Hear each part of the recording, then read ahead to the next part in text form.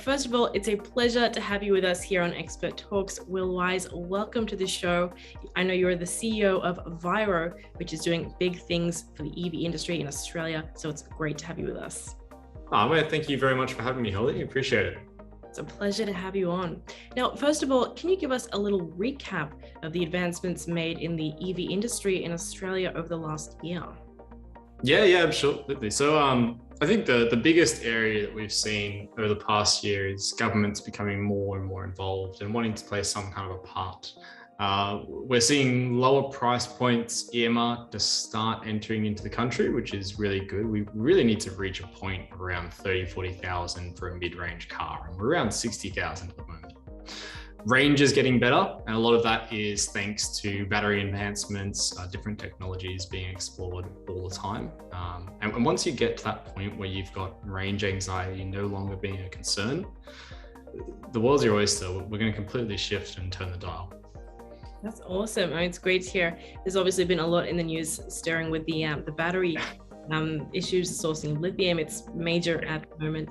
So it's obviously no surprise that it's been making headlines for you there. But you mentioned there was a big distinction between the pricing that we're at the moment, and what we need to achieve.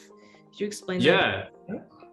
Yeah, for sure. I mean, so if you were to go and buy a mid-range electric vehicle here in Australia today, say take a Tesla, a Model 3, you're looking at around about 60,000. Now, it's before any kind of government incentives and so on, but also before any on-road costs. So it's quite a high cost, and it makes that adoption to switch from an internal combustion engine into an electric vehicle that much harder. It's earmarked as being the main concern and the main barrier for transition today. Alongside that is two other key areas. So the main price point, along with the limited amount of supply. And I mean, this is a real challenge. I was talking to a customer of ours earlier today who lives on the south coast around Wollongong. The nearest place where he could go off and just see a Hyundai electric vehicle was more than 200 kilometers away. Yeah, that's the kind of thing. And we're looking at a 4 to 6 month waiting period to get one of those vehicles brand new. So it's a real challenge there. There's also an education barrier. Things like range anxiety, where do I charge my vehicle? There is a lot more to be done in that space. And these are all areas that we plan on addressing. I can imagine. And do you think those changes are going to happen organically as obviously more players come to the market than the big guys at the moment? Is that something that's going to happen naturally? We're all working towards that common goal. The more electric vehicles that we get out there, the more of an impact that has toward reaching net zero. And I'm so excited to see so many different players playing in this space. Absolutely. It's obviously great to see that all unfold and become a much more dynamic market in the coming years. Definitely. Now, we know that Australia's transport sector contributes to around 90% of the country's total carbon emissions. So according to you, how much would these figures be affected by the adoption of electric vehicles? Yeah, there's a couple of key areas just to think on here. So underneath the hood, it comes down to, are we powering those electric vehicles with renewable energy sources or not? I think it was Beyond Zero Emissions, an organization that's very active in this space, did an article a couple of years back focusing on whether or not it's feasible, affordable to make a rapid shift towards renewable energy for not only just consumer vehicles, but also for powering buses and so on. They found that it was absolutely something that can be done. And when you do that, you really start to make that road towards net zero emissions around electric vehicles and the transport sector become far more practical. There's also one other key area that we need to focus on here, which is, are we utilizing those vehicles to their full extent? Most vehicles at home sit in the driveway 95% of the time. And as a result, you're not using that vehicle. It's a waste of cash. You've invested money into it, but it puts a demand on manufacturing. And as a result, greater emissions. So we want to increase the utilization of individual vehicles. And as a result, decrease the reliance on manufacturing. When we do that, in hand with powering those vehicles from renewable sources, which is absolutely something that can happen, especially here in Australia, we get towards a point where we're in a much brighter future and a much brighter pathway. Yeah, obviously that sounds like a very crucial element that we need to see happening. And especially you mentioned about the lack of use there, and it sounds like it's very contributing a lot to the strain on production, which is Absolutely. obviously one of the major issues that you mentioned before. When do you think we'll see that iron out? Yeah, sure. I think over the next 5 years, we'll see some really significant changes starting to take hold. I think that we'll also see this starting to happen in the logistics space as well. So for heavier vehicles, we've seen the recent urea shortage, which is causing mayhem for anyone trying to use diesel as AdBlue for transport. Imagine a space where we've got electric trucks driving around here in Australia.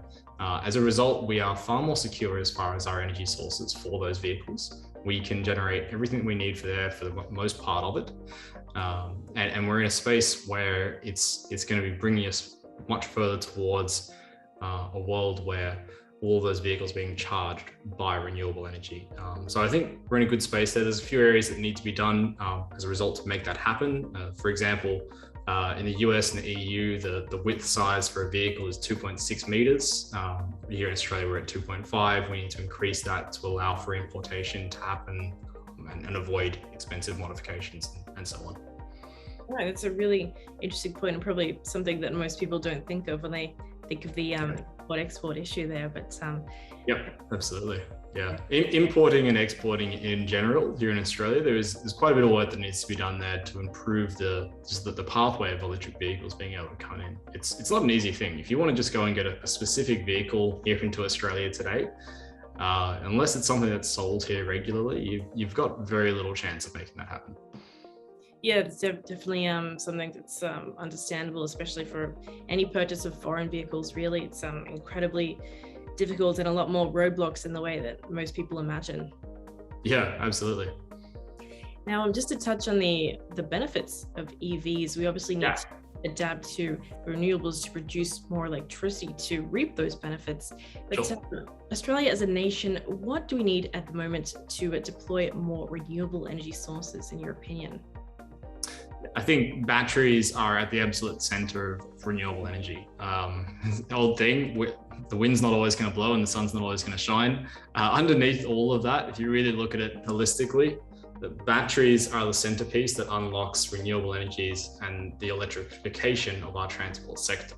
So I think we need to focus more funding towards large-scale battery research and implementation, perhaps less towards propping up fossil fuel sources.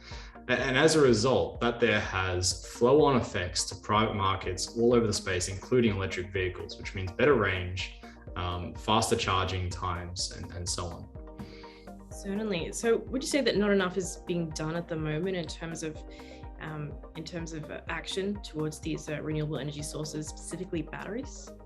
Yeah, absolutely. I mean, we're in our second year towards this 10-year decision point where we need to go and make a significant change towards reaching net zero and fighting climate change and slowing it down. So we absolutely need to do more. And I think if I was to put anywhere at the moment, the gambling space, what I'd put into, I'd be around that battery space because of the flow-on effects that it has into transport, energy usage as we know it. Right, definitely. It's obviously very crucial. Now, speaking again for Australia, how do you envision the future of the sector playing out in this country? What do you expect to see in the coming years? Yeah, for sure. So I think what we'll start to see over the next little while here in Australia, we'll see the general consumer usage of each vehicle starting to pop up. I think we'll also start to see households owning fewer vehicles. By which I mean you might have an average of a couple of cars for a suburban house. If we can start to see those dropping down, or perhaps changing the picture of what they own, perhaps rather than having two SUVs when one's rarely used, switch it down, use a smaller vehicle and use one other larger vehicle. I think that's going to be a real game changer in there, and that will decrease that reliance on manufacturing and as a result, decrease the emissions caused by it.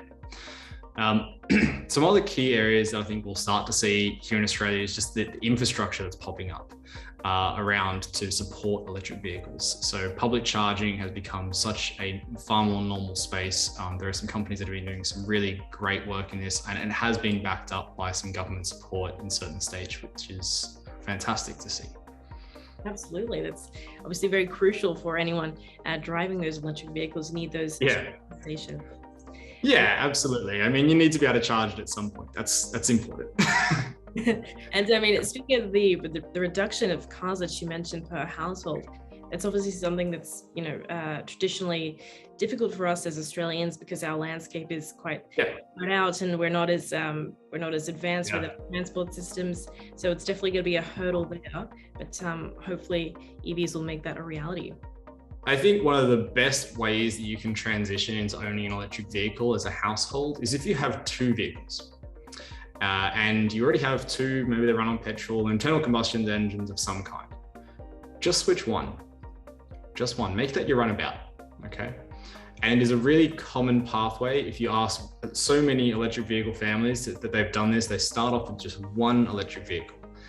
And you start to get a really good understanding around the range of that vehicle, where you can charge it, how you use it. And that quickly ends up being two. And then your kids have electric vehicles and so on, and it keeps on multiplying. And I think that's a really good challenge for every Australian family to just think of here. Could I do with just one electric vehicle? And see where you go from there. Right, that's really interesting. Definitely something that would help to really think about, I think. Hopefully they can do with one electric vehicle, and hopefully it covers everything and it's all they need, especially as the adaptions continue and the more charging stations pop up and we get that structure that you talked about. That's so important.